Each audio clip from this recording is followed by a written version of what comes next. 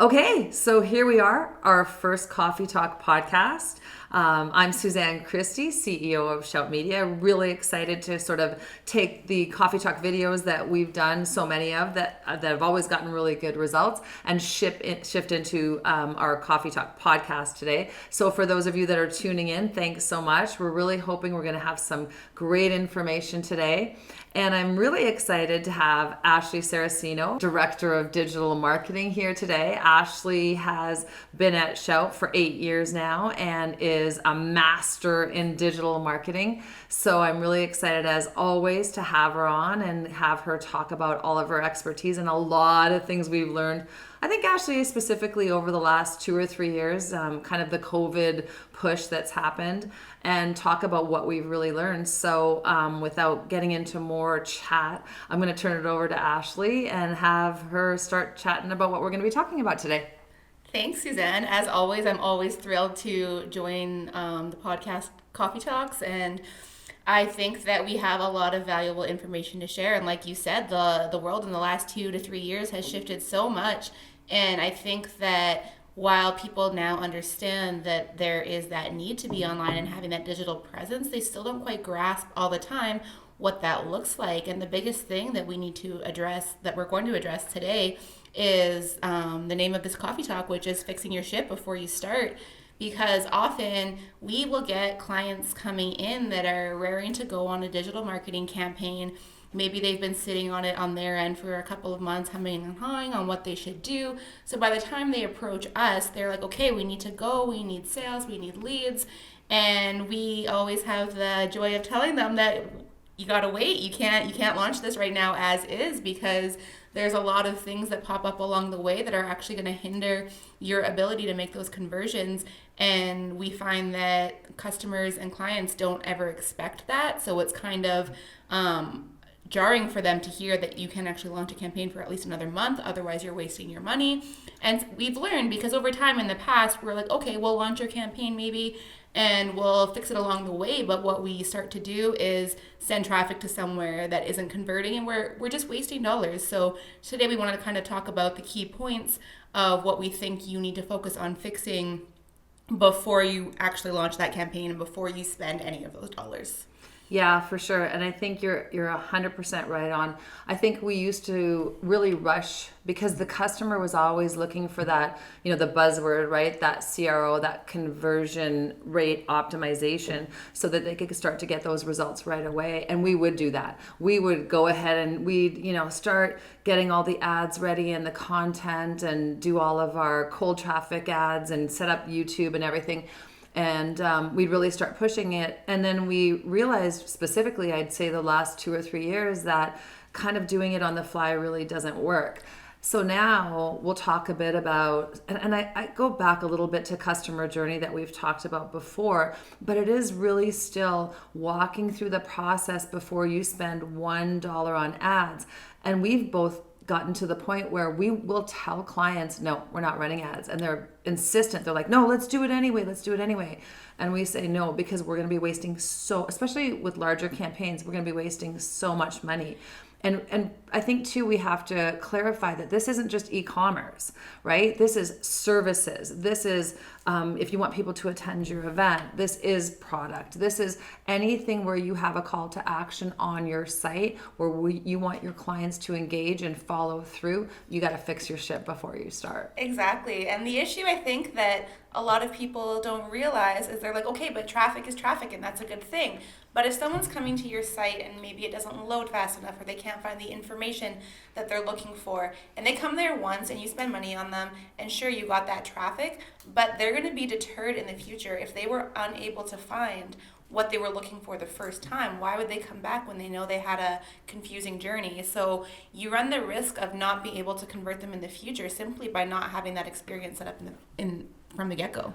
So let's start with, and I know you're going to say the same thing as me. I'm assuming that you're going to say the same thing that I have in my head, but what would you say is the first thing that you're going to fix before you do anything else? I'm just curious if it's the same thing that I think that you need to fix.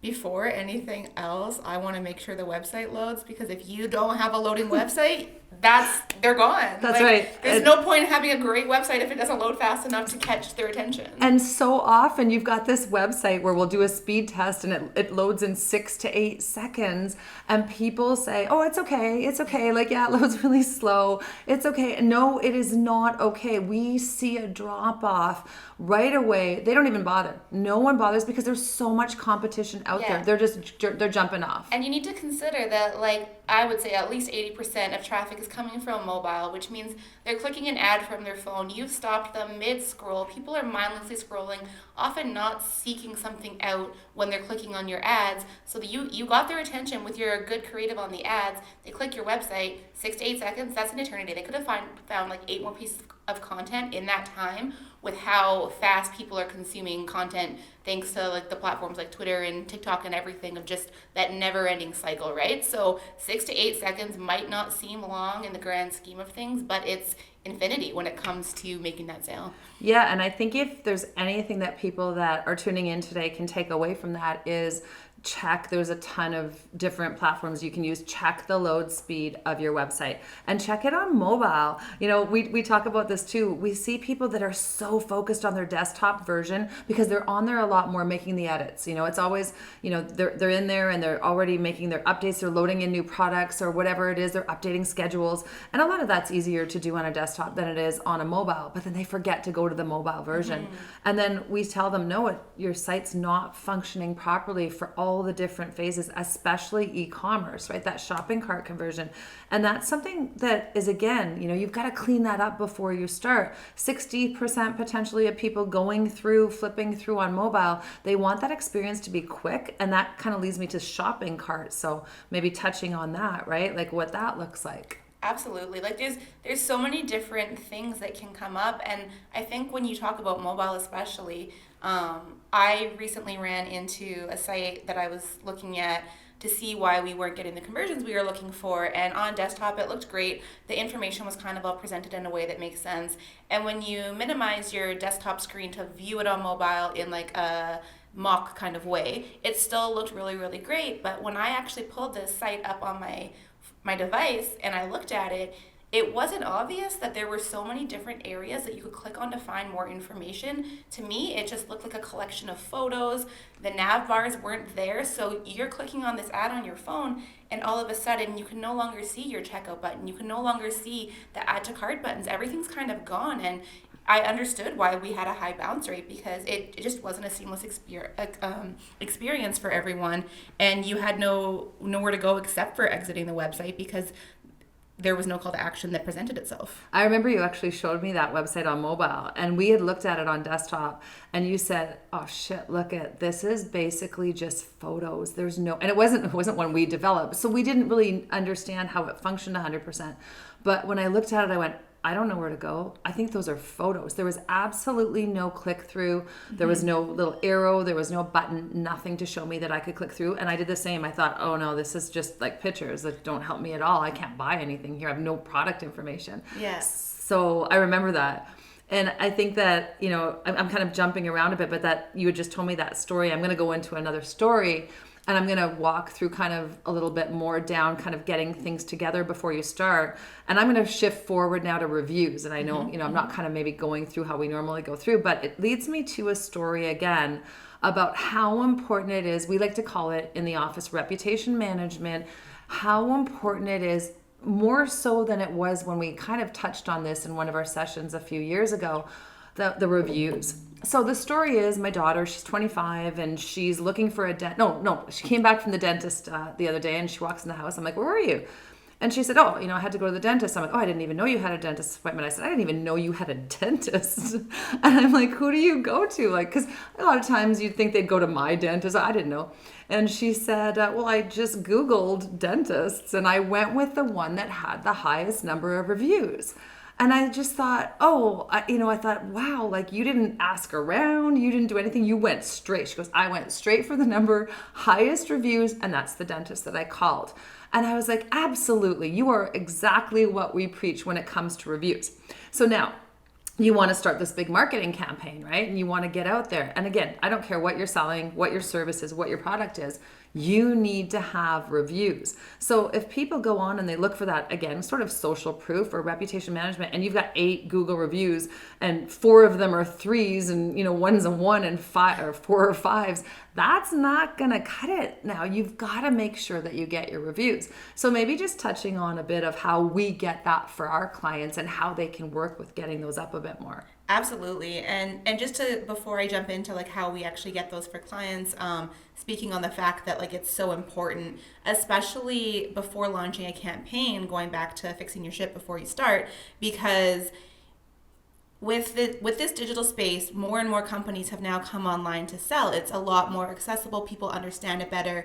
More of the population is actually shopping online because they were forced to learn that over the last 2 years. So I often see these campaigns showing up on my social feeds where I'm seeing this cool new company, this cool new item, and I go to click on their social profiles and it's only set up for ads, so I don't really get any social proof there. Comments are turned off, nothing there. I go to the website, maybe there's, like you said, a handful of reviews, but this time they all just look positive. They're generated from the website. I'm not seeing anything on Google that kind of gives me that authentication, right? So in my opinion, how do I know it's not a scam? How do I know people are getting this if there's not all of that kind of set up? So people are becoming more wise to understanding that not only are they seeking the people with the best reviews, but they're also likely not going to purchase if you don't have that set up because they don't know who they can trust in this like era of all of these companies coming online. So with our clients, one of the successful things that we've been doing recently is doing an email marketing campaign for the clients where we're offering a chance to win something in return for a review. But when we send out that email to the customer list for the clients, we are asking for honest reviews. We're not handpicking who our best clients are. We're literally choosing anyone that's done business with this client over the last however long of time, and we're offering them, maybe it's a service with that company, so dollar value off your next project, or maybe it is offering them a gift card or a gift basket, whatever it may be, whatever makes sense for your company, and just sending them out an email saying, hey, we appreciate that you've worked with us. We love hearing feedback. We want to know how we can improve. We're wondering what you have to say, if you had good, if you had bad, and we're leaving it open that way. And we find that we have a really, really good response rate to it because people do love giving their opinion when you ask them, but we know people are busy and they don't often think to do it on their own. They kind of need that nudge. And every single time we ran it, we've had such a high conversion rate on getting these, and we will do them in different ways where we offer them all platforms that they can leave a review, so it's up to them for ease. Sometimes we'll point them specifically to Google reviews if we're looking to build up that area for like SEO purposes and everything else. Sometimes the website, you never know where it makes the most sense for your business. But I think it's really, really important to know that if you don't ask them, they're not going to do it for you unless there's like an exceptionally good level of service or an exceptionally bad level of service. People will sometimes do that on their own, but asking them literally is all you need to do. And lots of times people are afraid to do that, but I think it's got a really, really good opportunity not only to build that for your company, but to give you a chance to look and evaluate how you're doing business. Because if you're afraid to ask because you don't know what people are going to say, maybe you need to look at what you need to improve in order to get that higher rating that you're trying to achieve. Well, and I think you had said something earlier too, where if you don't see negative reviews, you only see positive, positive, positive. And I look at products sometimes, and nowadays you have to really wonder sometimes when you're just buying things online, whether this is just kind of a product that tomorrow it's not going to be there anymore. And when I start to look at comments, and those comments are just like positive, positive, oh my gosh, it's the best, I get the best hair, I get this, I did this, and there's nothing negative, I go, no, this is not legit. You've got to have some negative comments because there's always people who are not going to be happy, and you don't want all of them. But the other thing that I love with reviews that we're doing now, leverage those. So we right now have a 4.9 star rating. Woo. Super happy about that.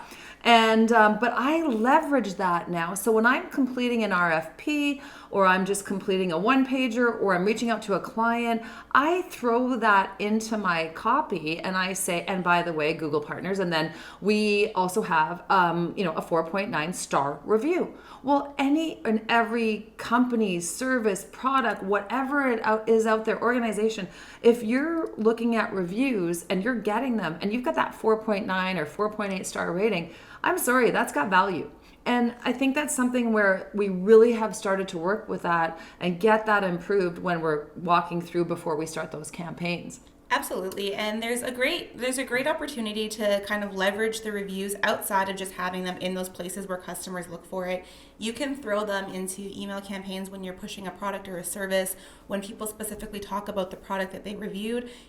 Do an upsell for that product and or that service and throw that review in there. If you're running ads, use that review in your copy, because that is what people want to see. They want to hear that feedback before buying or subscribing to your services, because it builds that trust. And you can just put that anywhere and everywhere in your marketing and utilize that user-generated content, because that's so huge and that's what people want to see. For sure. And I'm going to jump into one other thing that I really want to talk about, so I don't want us to run out of time and not be able to talk about this. And this is something that we've been doing, I got to say, 4 or 5 years ago, we always created SEO for our clients, search engine optimization.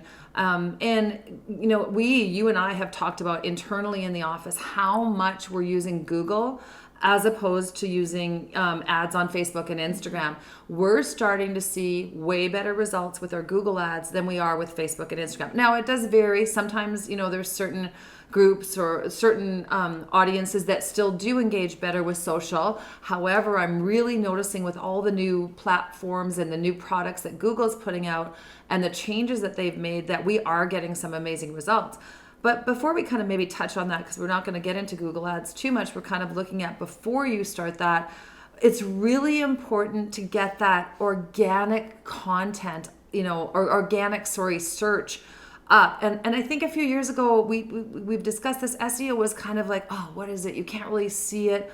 But boy, we just hired someone else to help with our Google strategist, and we've really seen a real increase in the amount of SEO that we're doing. So whether it's on the Google My Business page, whether it's more blogs, whether it's better content, and I won't get into the kind of back end that we have to do, but we've been noticing that when we do it on a regular basis for our clients over and over, and we keep doing it, then we monitor and we look at those results. So with keywords, you were ranking at number 18. Well, now the next time we run a report, and this is before, again, we're doing this before we run any ads. Mm-hmm. Now they're starting to rank, 10 in that keyword without spending $1.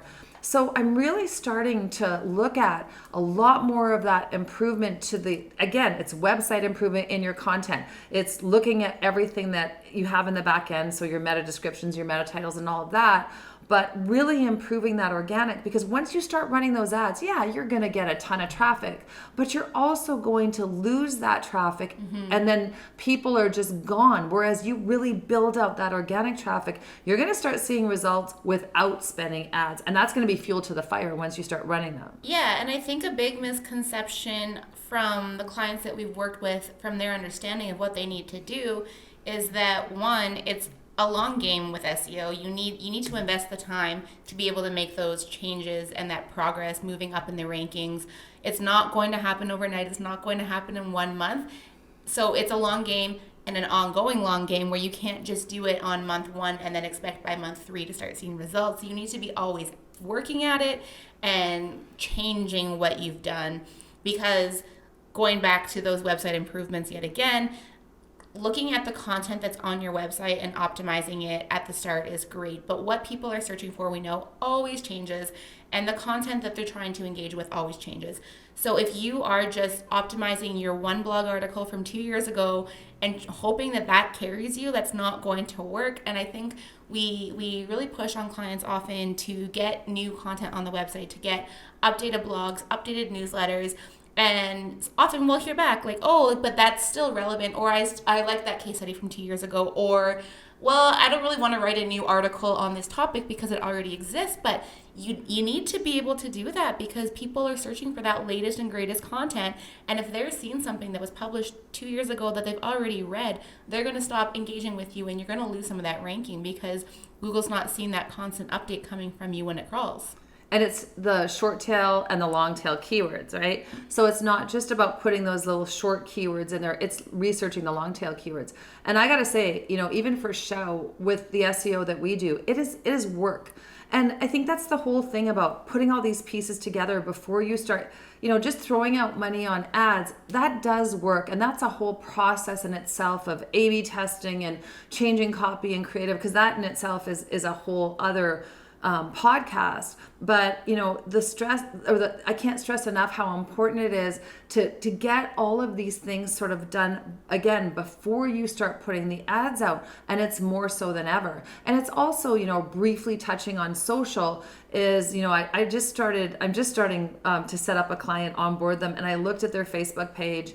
And it's so dated, and I don't even like the image on there that makes no sense. Their last post was 2019, and they're not going to use Facebook. Like we're not going to run Facebook ads. We're going to do something different with the way that we do their strategy. Their product isn't going to be Facebook driven, but that doesn't matter. And they said to me, well, we're not going to invest time in updating this and that. And I said, but you still need to have the look of that you are a company that is still out there, because you could get people that go to your Instagram and go to your Facebook page and look at it and go, oh my God, they want me to buy this product, but I haven't seen anything on their page since 2019. And I see a lot of that right now. It's almost like people kind of just, we're going to give up. COVID happened and we stopped in 2019 and we're not going to pick that up again. We're still selling.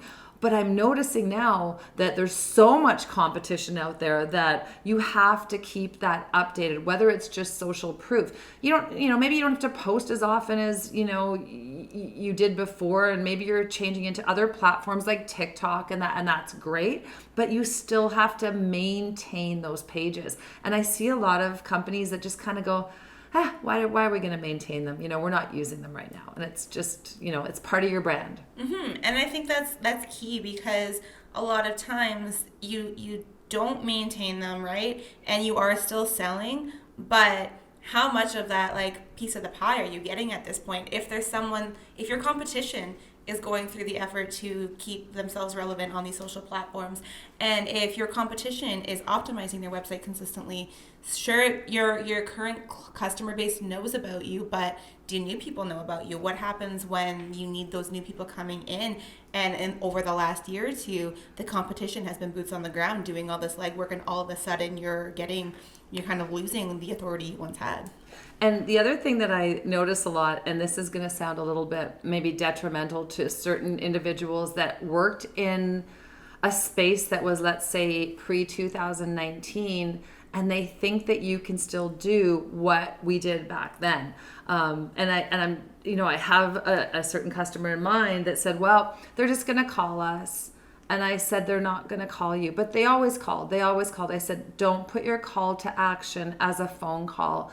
Why don't you look at, they can send you a DM, they can chat with you on your website. Well, we don't have a chat on our website. Well, you should look at getting a chat on your website. People love to chat. No one wants to call. They're not calling. And I don't care if you're a Gen Z, Gen X, millennial, people don't call. And, this individual was kind of like, no, we want that to be the call to action. Just have them call our salespeople. And I said, if you do that, you're going to lose so many sales. So we A/B tested.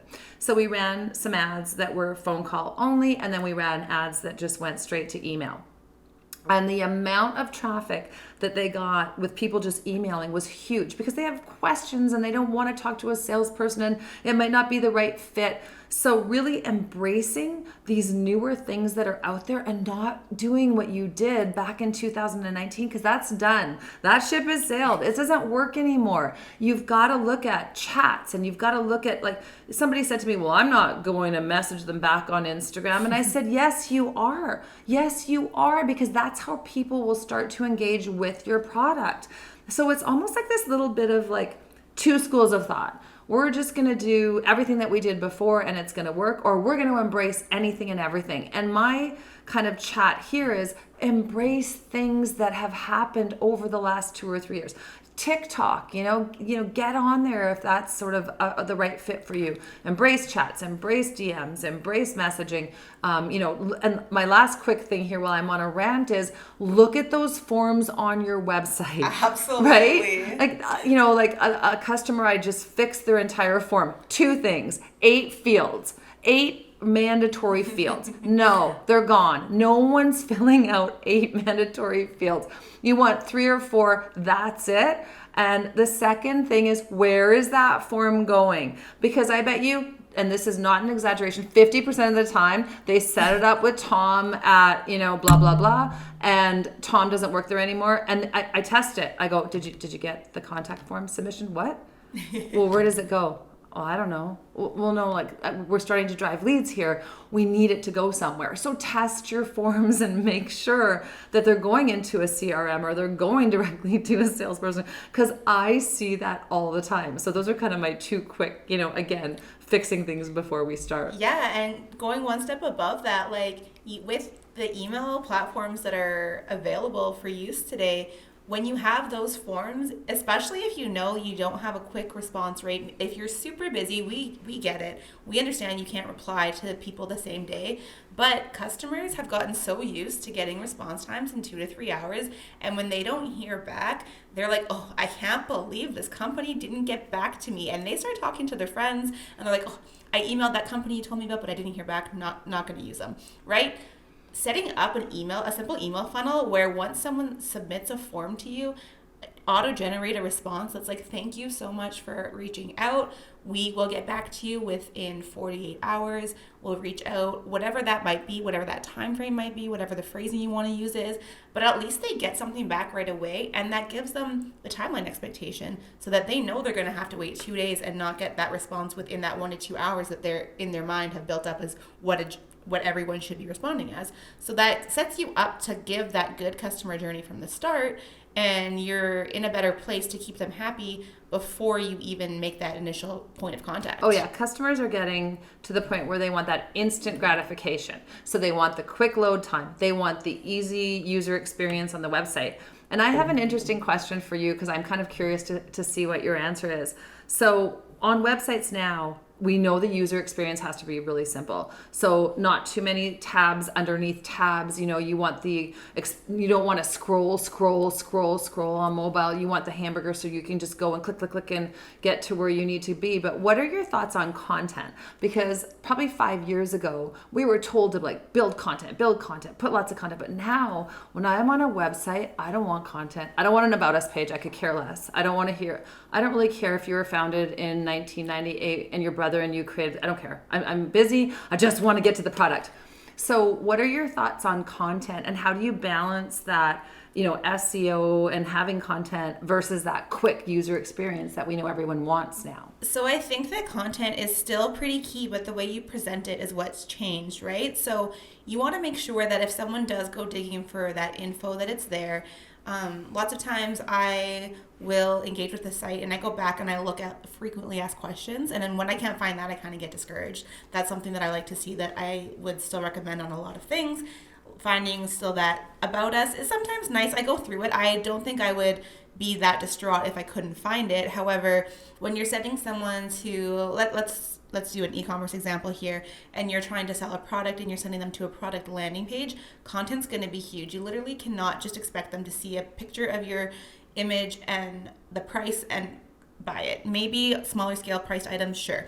If you're selling something that's a bit of a bigger dollar value, people want to learn about your product, but they don't expect to see 3 paragraphs of text because they're going to bounce. What you need to do is really focus on crafting your copy and being compelling in how you're presenting it in a way that's visually pleasing to the user's eye. So they come to the page, they get grabbed by a really engaging headline, right? Which is going to want to make them read that next little sentence, which maybe is like the hook on why you need to use this product, and so on and so forth. So every little piece of copy that you write should be drawing them further and further down this web page till you land them on a spot where they have that call to action, where maybe it's getting more features and benefits, or maybe it's buying, whatever, contact us, whatever it is that you're kind of trying to push. But you want to be able to engage them long enough to give them enough reason to buy without overwhelming them. You want to make it seem like they're still in that endless scroll that they're using on their device and they're actually getting something of value from you, versus just saying, hi, here is 30 reasons why you should buy my product. Buy it, please. And it's interesting because the other thing that I kind of noticed, and I'm curious to see if you notice this too, is when it comes to that website experience, and I think I always go back to that because it is the first thing, right? It's the first thing that people see. It's the first thing people engage with. They look at your website, and that's why so much time and money is invested in that website experience. But before COVID, I remember that we were constantly bombarded with people that had gone to, and I won't call them all out, but certain web providers that were offering this do-it-yourself sort of web structure. And we all know what those companies are. I hardly ever see them, I don't see them half as much as I used to marketing to people. And I wonder, and then what would happen, right, Ash, is they'd come to us and say, this isn't a good user experience. The shopping cart doesn't have all the functionality. I can't easily implement Google Pay, Apple Pay, all of these things that you need. And they would come to us after and say, can you fix this? And we'd be like, well, no, because that certain web platform, that's all they offer. And they would get rid of them. And so I saw a real increase in people coming to us saying, well, we need to start from scratch because this web platform didn't matter. So I guess my point is that I really noticed the last 2 or 3 years, those fell by the wayside. Those do it yourself. We're going to create our own website. Obviously, Shopify still the dream if you're selling on it. Absolutely. It's easy. But there was a lot, and maybe it's because Shopify became so powerful. But I really noticed that people, if they were doing e-commerce, it was great. They could use Shopify or WooCommerce or whatever, but they got out of developing their own websites. And I think the reason is that those didn't have that great user experience. They were terrible on mobile. They didn't offer integration. They didn't offer APIs. They didn't offer all the shopping cart features. So again, when you're thinking about getting ready before you're doing something, really look at how you built that website or how you're going to build that website, because a lot of those platforms don't offer what you're going to need if you need to grow that company. Exactly. And I think what we saw from people anyway, when they did come to us with those kind of issues too, is not only did they run into issues with not being able to figure out the features, but they realized what a time investment it is, not only to build the site, but to continually manage it, right? The biggest, I've probably said the biggest thing about a bunch of different things. This is all related to each other, it's all relevant, right? And we hear it all the time. But the biggest thing for the website portion is it's a full-time job to continually make sure that your website is up to date and optimized and performing, because everything changes every single day. And it is the cornerstone. It is so important on how you're going to run your ads. It has to be flexible. So potentially, are you able to create landing pages in that if you're only going to focus on certain, pages? Like there's so many things that website has to have the power to do. And I can't stress enough how important it is, but I'm also noticing that we're getting the 30-minute, because we could just talk about this over, and again, we just talk about it because we do this all day. We're immersed in it. And we also want people to not make the mistakes that we've seen companies do when they're so excited about getting out in that digital space, and they get kind of discouraged when we say, no, we need like a month to fix this. And it's discouraging for them. So I think, in closing, we have to wrap it up. I think we could probably talk about that. We're going to do a few more podcasts. And our next tour, we're going to announce them soon. And we're super excited to have some real groundbreakers in the e-commerce world in our next 2 podcasts that I'm going to interview. So we're excited about that. But as usual, so awesome, Ash, to chat about this. We could talk about it all day. And anything else you want to throw out there before we wrap it up? I would just say, remembering if you're going to launch the campaign, making sure you walk yourself or have a friend walk through what that experience looks like, and see if there's anything jarring that stands out off the hop before you invest a single dollar. Because I just am so discouraged and I hate seeing clients waste their money. I'm always like, I want everything to be optimized for you to have the best possible experience.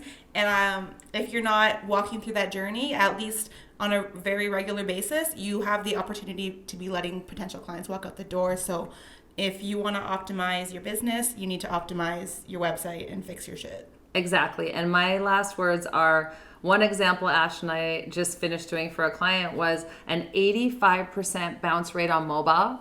And so there was no sales converting from that mobile experience. They were from desktop. We repaired the mobile experience, and all of a sudden the bounce rate went to an acceptable like 52 or something. So it was massive. And then the sales actually came in. So it's just proof that when you do, fix your shit, it does translate into better conversions for sure. Absolutely.